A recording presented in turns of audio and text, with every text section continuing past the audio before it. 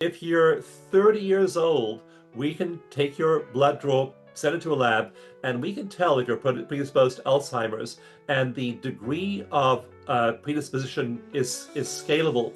So if you have more of certain biomarkers, your chances of Alzheimer's increase. And we can reverse this now, not waiting until people are 60 and showing symptoms, or 70 and losing their cognitive abilities. We can start to reverse it at 25, 35, 45 years old, and again, have those parts of the brain start to grow. So we're in a whole new ball game in terms of health, well-being, old age, youth, cognitive ability. Welcome to New Earth Podcast, where we dive into inspiring stories, profound wisdom, and insights from remarkable individuals who are driving the consciousness shift on our planet. If you're ready to elevate your awareness and well-being, you're in the right place.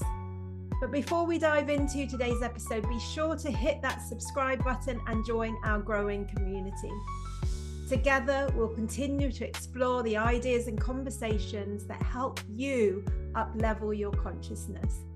Thank you so much for your support and your comments and for being part of this journey. Hello and welcome back to my channel. Today I'm delighted to have with me Dawson Church, a best-selling author and visionary scholar in one of the most exciting voices, the intersection between science and spirituality. His groundbreaking books like The Genie in Your Genes and Bliss Brain, and now his new Spiritual Intelligence blends cutting-edge neuroscience and ancient wisdom to explore the brain's capacity for awakening. So today we'll look at how we can activate the brain's Enlightenment Network and move towards a deeper knowing of who we are and away from this kind of survival mode that we've all been stuck in. And so we're looking for some clues, Dawson, and how we can escape this survival brain. So a big warm welcome. It's great to be here, and we'll get more than clues. We'll get full instructions, Sarah. Oh, that is absolutely fabulous. So where I'd like to start is your latest book is called Spiritual Intelligence. And I'd just really love for you to define what that means, because I'm sure we all have our different understandings, but what does that mean for you? Yeah, so Sarah, I define spiritual intelligence in the first chapter of the book, and it is really a simple and intuitive definition. It is the ability of our individual consciousness to connect with a consciousness greater than ourselves. And we all know we're conscious. There you are in the UK. Here I am in Northern California. One consciousness talking to another, sharing, connecting. And as those of you who are listening are participating in the conversation, your consciousness, your local, immediate, ordinary human consciousness is there as well.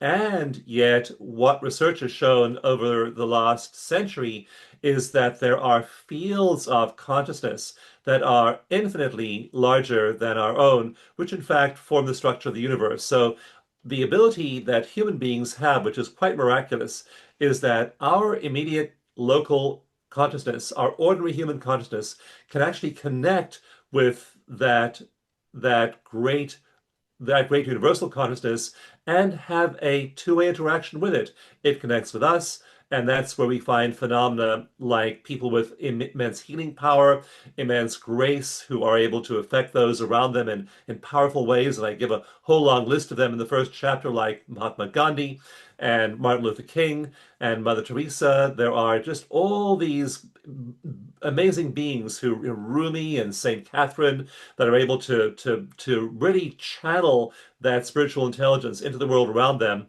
And then there's also that ability of our individual consciousness to connect and hook up with that source of all consciousness. So that's really what we can do. Our brains are designed to this.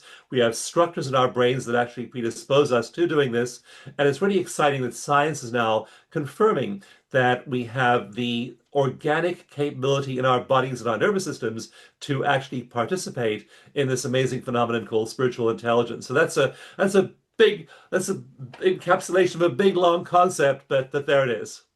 Amazing. And what I really enjoyed about your book was that it is really bringing in the neuroscience, because we can look at the ancient traditions, and a lot of this knowledge is here, but now you can actually almost map it. So it then makes it so much more accessible for people. So I know that you spoke about like the four different kind of aspects of the enlightened brain.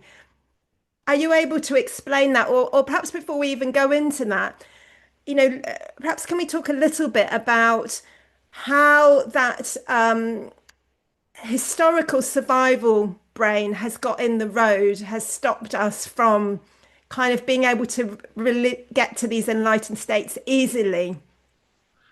So when I was 15 years old, I was really disillusioned with the church, with conventional religion, with the society I found myself in. I was really a depressed teenager. So I left home and I joined a spiritual community. I lived communally with other people. We grow our own vegetables. We learned to meditate. We did all these practices to try and lift ourselves out of the what we saw as the imperfections of society. And what I soon discovered, Sarah, was that there was many imperfections in the spiritual community as there had been in the church. So I wasn't able to escape them. They seem to just be structured into the human psyche. And neuroscience shows us that our brains default to worry. In fact, that part of the brain is called the default mode network because when we aren't doing a task, when we aren't doing things, our brain defaults to worry.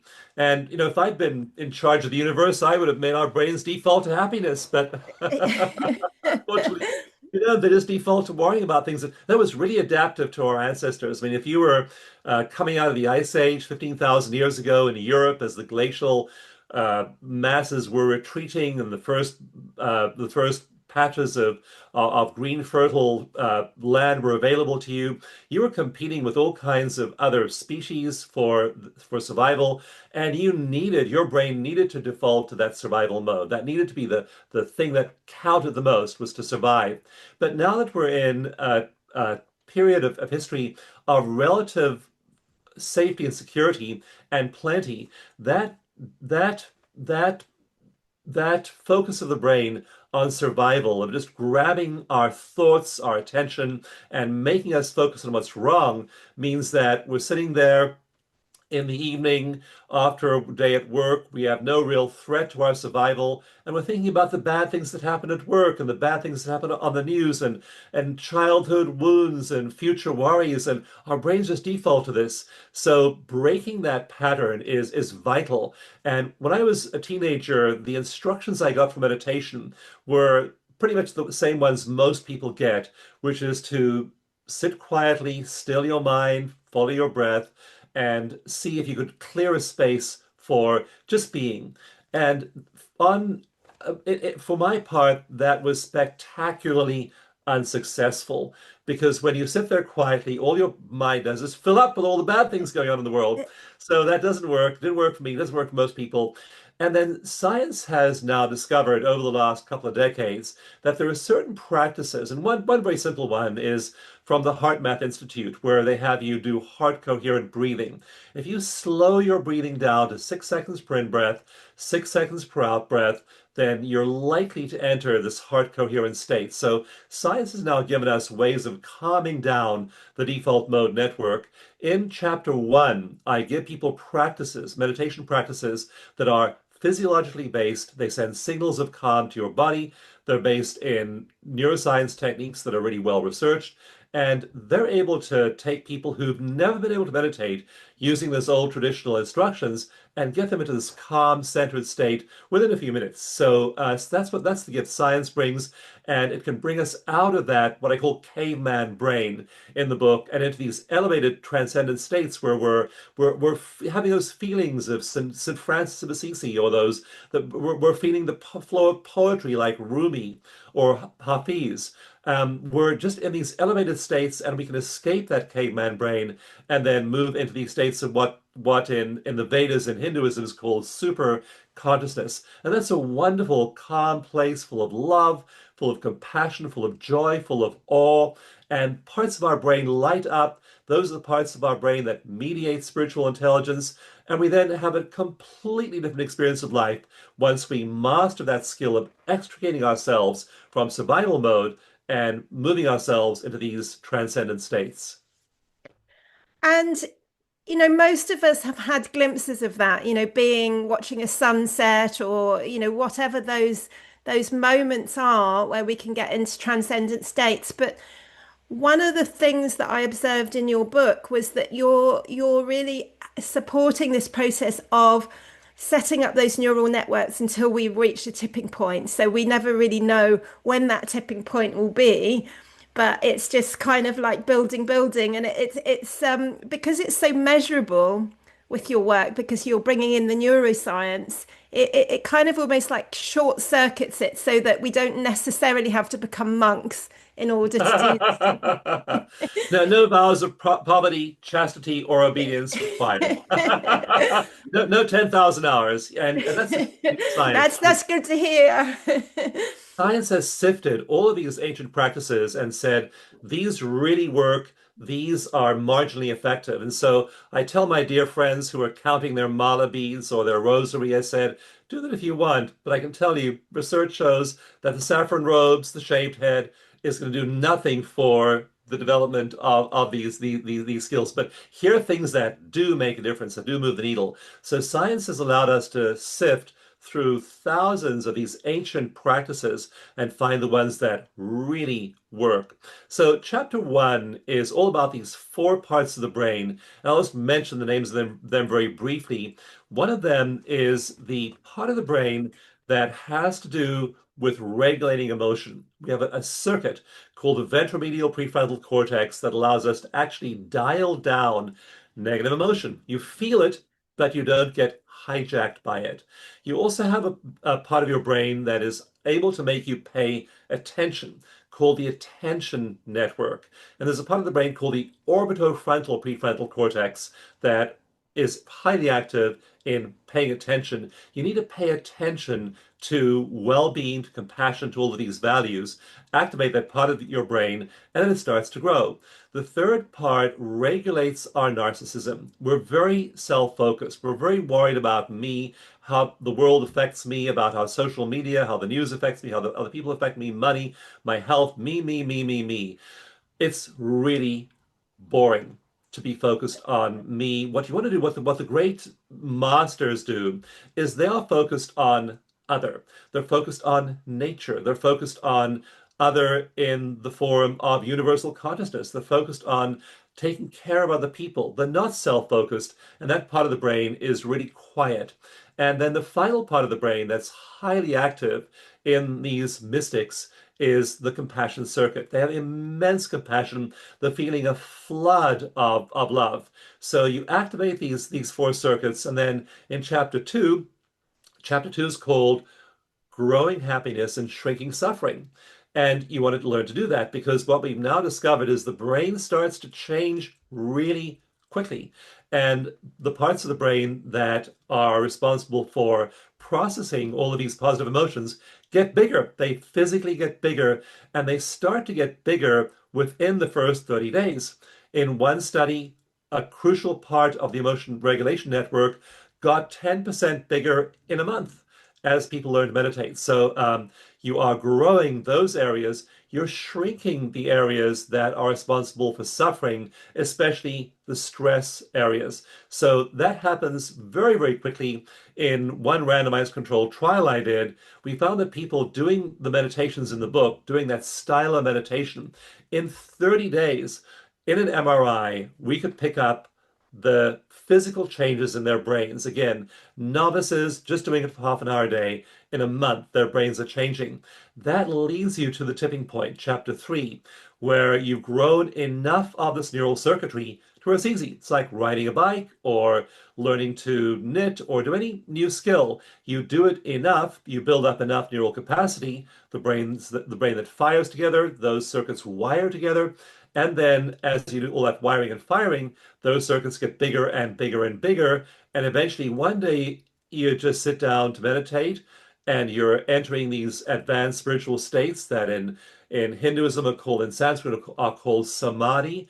And it's just easy. You sit down there, it's no trouble at all to reach this elevated state of superconsciousness. You've just grown enough neural tissue to get to those states, after which it becomes easy. And then all kinds of interesting things begin to happen. Chapter 4 is called The Awakened Experience, where I explain from huge data sets in science what it feels like to be in that awakened state.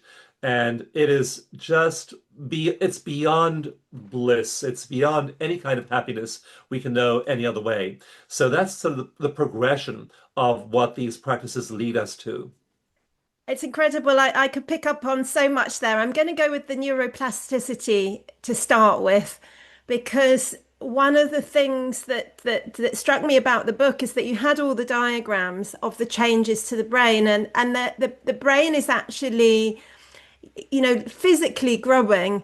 And therefore, cases like Alzheimer's, there's that potential to really help and change people's lives.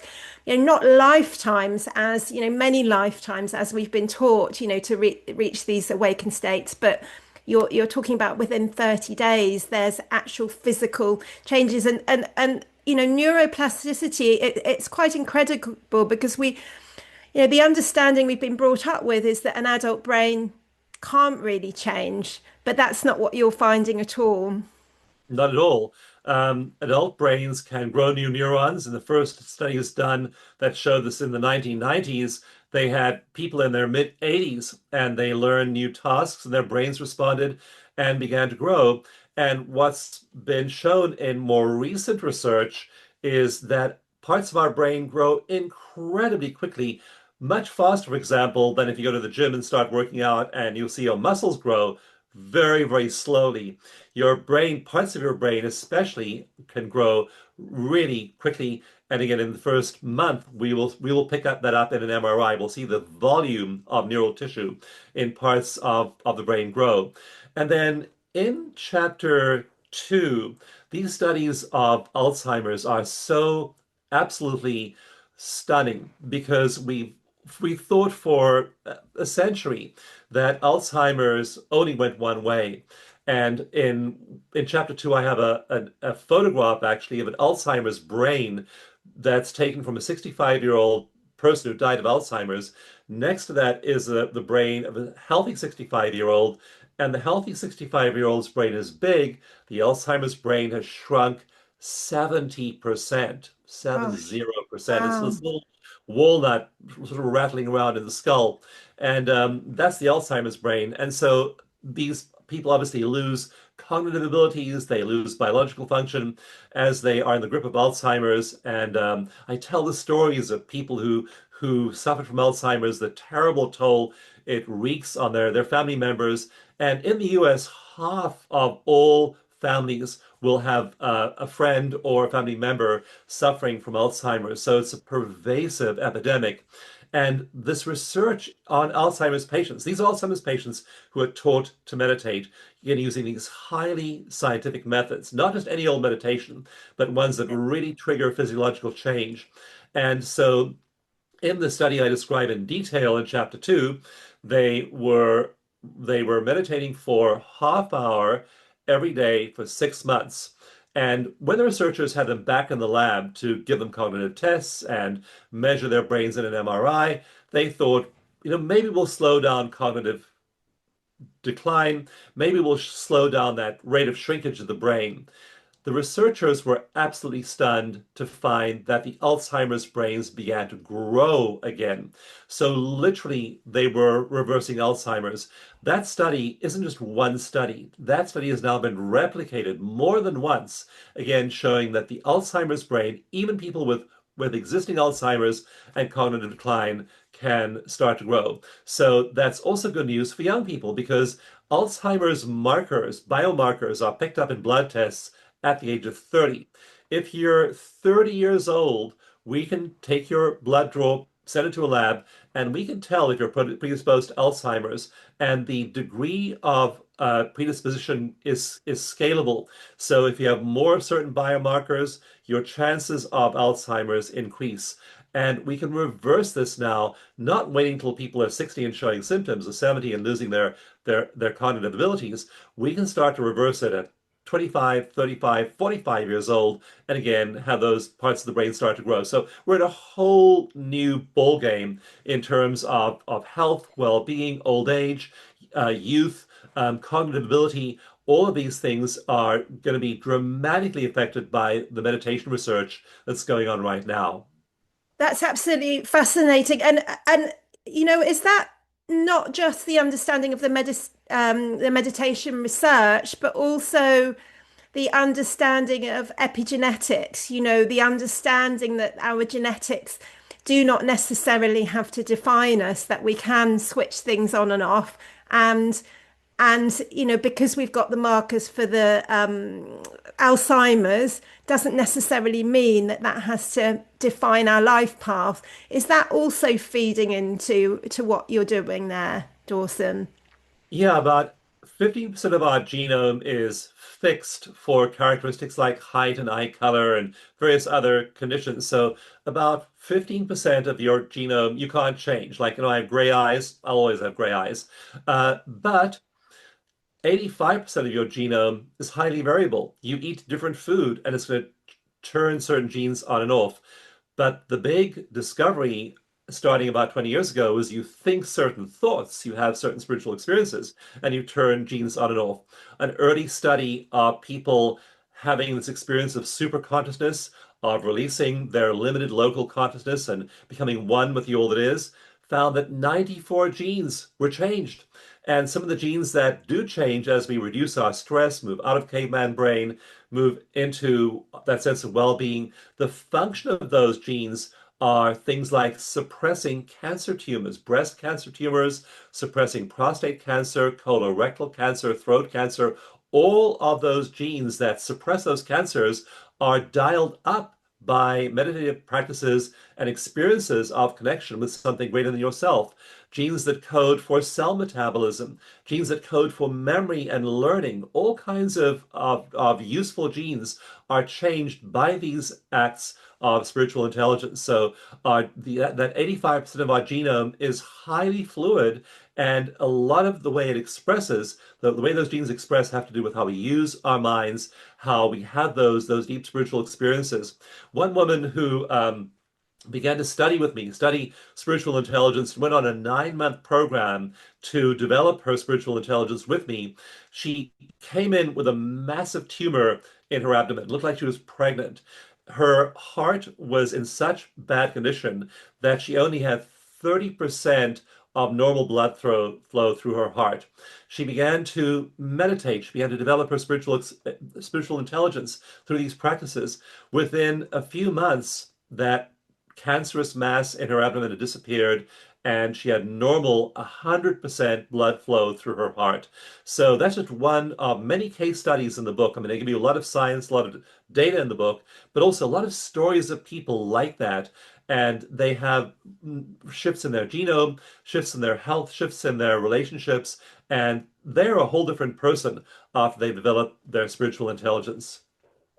That's so inspiring and also incredibly empowering as well. And I'm curious to what mean understand what this will mean for evolution, because evolution has been quite slow, but you're talking about the brain changing in 30 days and tumors that, things happening really, really quite rapidly. What do you feel that this will mean for our evolution? Well, I've been studying evolutionary biology for a long time, and it is so full of wisdom and clues as to how we are. Like, the fact that our brains do default to stress makes no sense until you think about how useful that was to our ancestors. So evolutionary biology is really useful, but Charles Darwin said that no human being will ever live to see uh, change of one species into another. I mean, that happens so slowly over the course of millions of years. So all of the existing scientific evidence points to evolution being slow, taking millions and millions and millions of years for innovation to occur. What we're finding now, though, is that there are examples of rapid evolution. In some of the examples I provide in chapter 6, we find certain plants, when they are mowed down by farmers, they evolve very rapidly and they start to have longer taproots, deeper taproots that in just a few generations they evolve to meet those challenges that are posed by attempts to get rid of them. So we Yeah, are now finding examples of rapid evolution. And in human beings, we're finding examples of rapid evolution. So as more and more people are meditating, it's actually shifting the way the human brain and body functions. And the number of meditators has gone up 20-fold. There are 20 people meditating today for every one meditating in 1980. So we've had this explosion amazing. meditation, changes in the brain. What happens when 100 million people change their brains through meditation? And we're now starting to pick up. 5 years ago, I made this prediction in my earlier book, Bliss Brain. I said that large scale studies, like in the UK, the Bioinfo Bank is able to provide us with these big data sets. And I predicted back then, many years ago, that we would start to see changes in the brains of people generally.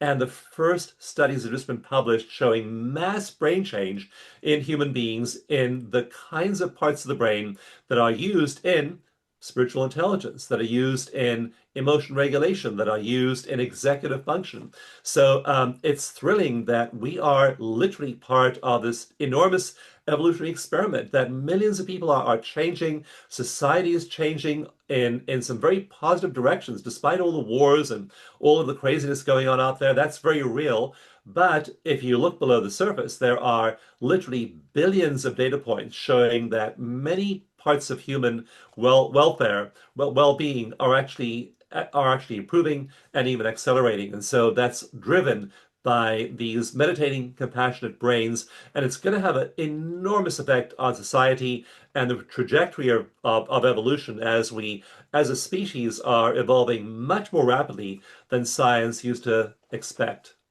And it's interesting, in terms of the tipping point that you spoke about earlier, in terms of that within our neural networks and that ability to have the awakened mind.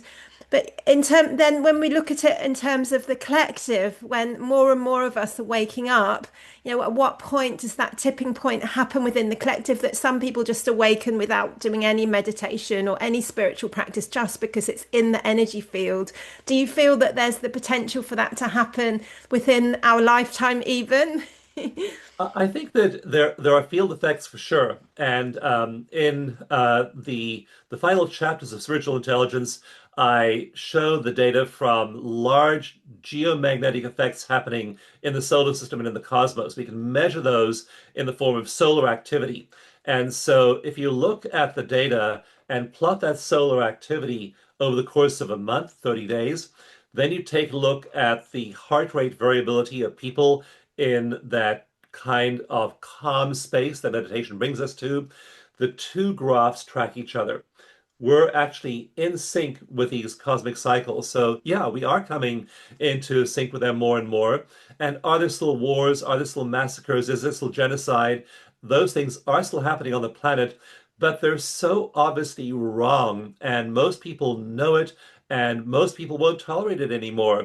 Go Yeah. back 2 centuries, and like I use the example in spiritual intelligence of the Nordic countries, and we've known in happiness surveys now for half a century that Denmark, Norway, Sweden, Finland, these are countries where people are by and large really peaceful and really happy. Go back 2 centuries to the mid 1800s. They were fighting genocidal wars in which millions of people were displaced and hundreds of thousands of people were slaughtered. So yeah, there are these changes happening, and is there war and violence still? Yes, there's a lot less of it. I have graphs in the last chapter of the book of wars between great powers, and you find over the last 5 centuries they are dropping steadily. I have other graphs measuring the murder rate in Europe, and all European countries have been tracking murders for roughly 1,000 years. So we can find out the murder rate in Italy in 1100, and we can find out the murder rate in England and Germany. And you look at those murder rates per 100,000 people, and they were sky high 1,000 years ago, a little bit lower 800 years ago, a little bit lower 500 years ago, and now they're a tiny fraction of what they were. There's just a slope of this reduction of violence. So the world may seem to be a dark and violent place, but look at the big data going back centuries, and you find that actually we human beings, despite ourselves, are becoming more peaceful. That's really reassuring because if we look at the news, it doesn't necessarily feel like that the last few years, especially the world seems to have gone a little bit crazy. But this podcast is New Earth co-creators because that is definitely happening at the same time. There's both kind of both trajectories in a way. So I would love to shift to the practical side of things because earlier on today I did a couple of your beautiful meditations because your book has not only the written text but also additional related audios that you can tune into. Can you speak a little bit about the resources and how they are sort of scientifically measurable? Yeah, I don't want to just tell people about spiritual intelligence in the book. I want them to develop spiritual intelligence as they read the book. And so at the end of each chapter, there's a section called Deepening Practices. And there are links to free downloadable meditations there and various other resources. And we're finding as people do these meditations that they have radical shifts in their brain really, really quickly. I worked with one neuroscientist, and she had people hooked up to EEGs at one of my workshops, and I just led all these people who, most of whom had no stable long-term meditation practice. I led them all in a meditation practice at the beginning of the workshop, and I talked to her during the break, and she was beside herself. She said, "Dawson, I've never seen brainwaves like this in over 10,000 scans. These people's levels of the brainwaves of peace and calm are exploding so big. I had to zoom my screen out again to try and Oh, capture them wow. and zoom them out again because there was so much of these brainwaves of joy, ecstasy, grounding going on in their brains. So there are those deepening practices at the end of each chapter. Just do them. And I can also guarantee you're going to find meditation easy if you use a scientifically proven method. If you just go there and sit down like I did at the age of 15 and try and still your mind, it's not likely to work because of the default mode network. If you use these scientifically proven methods like the breathing exercise, that slow breathing, there are several others I give you, it becomes easy to enter those states and then experience that bliss of spiritual intelligence. So have the experience anchored in your body. It's not just a mental exercise of going out there, it's also an exercise of coming back. In chapter 5, I have a whole section on businesses in which the managers, the team members develop their spiritual intelligence. And those businesses became more profitable. They gained market share. They retained their employees better. Their employees were happier. All kinds of beneficial things happen in business and productivity when people develop spiritual intelligence. So it isn't just something you don't just bliss out and then have this wonderful experience and then become less able to deal with the world around you. You become a better father, a better husband, a better employee, a better entrepreneur, a better citizen. All of these things then are affected outside of your meditation practice, and your life just generally becomes easier and smoother. Does it become perfect? No. I wish I could say it did, but it doesn't. You still have all the usual human challenges, aging Sure. and job upheaval and social turmoil, but you have a core of centeredness. You have something called resilience, not just resilience as a state, resilience as a hardwired neurological trait. You have the neurological substrate to handle the challenges of the world, and that makes things a lot easier, even though you live in the same chaotic world as everyone else does. In the last chapter, I have a lot of data on happiness levels. And we find some people living in the same chaotic world are really happy. Others are really unhappy. In the US, the number of people in the lowest happiness category has doubled since 2000.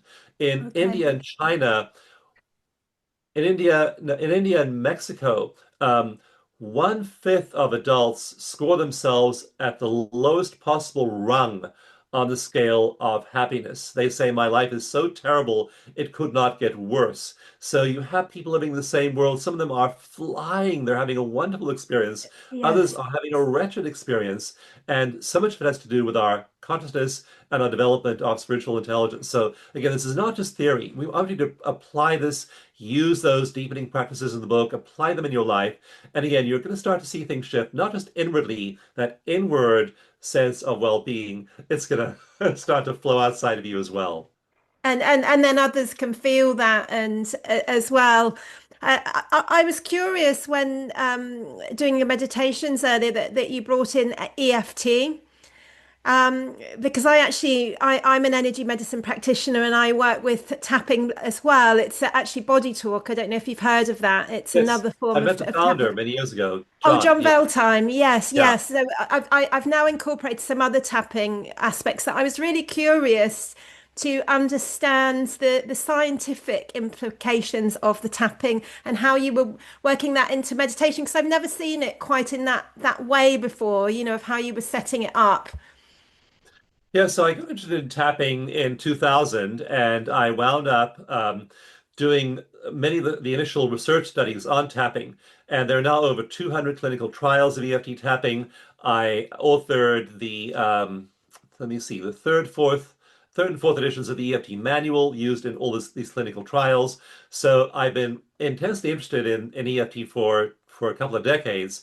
And it's the best tool I've found to quickly reduce stress. It just Yes, quickly reduces stress. We see the brain calm down very, very rapidly. So it's part of this method called eco meditation that we've been showing now in research rapidly moves you into these elevated states. It starts with stress reduction.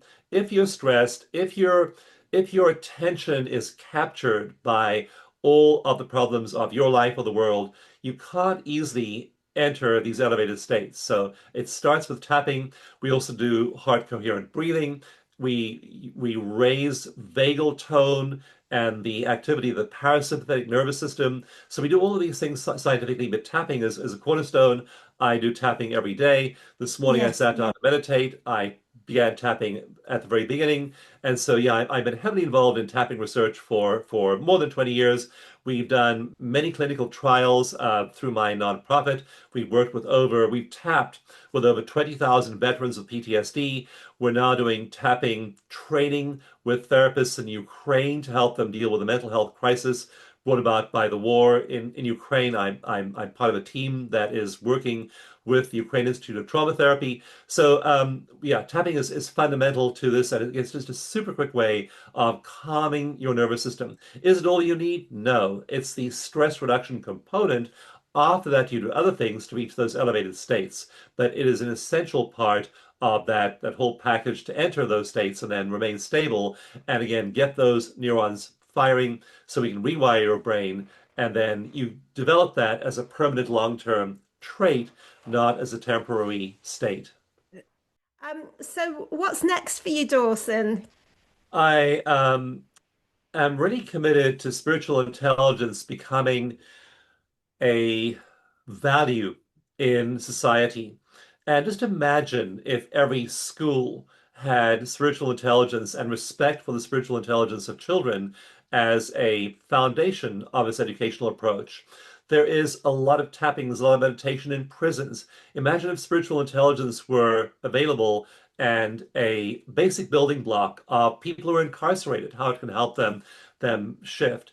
Businesses, I mentioned already, have big gains in productivity and their ability to conduct themselves effectively if they learn spiritual intelligence. And the arts, science, scientific breakthroughs. Albert Einstein said that all great scientific breakthroughs come from intuitive discoveries in states. So I'd love to see spiritual intelligence become a global, worldwide phenomenon the way emotional intelligence did in the late 1990s. That's Yeah. really my next focus is how can we bring this to all of these people, to companies, to traumatized people, to the education system. And that's what I'll be doing for as I'm focusing on the next set of things is really wanting to be part of a movement to catalyze the adoption of spiritual intelligence as a value throughout society. I share in the last chapter of the book how society will change in the next 10, 20, 30, 50 years as spiritual intelligence does become pervasive.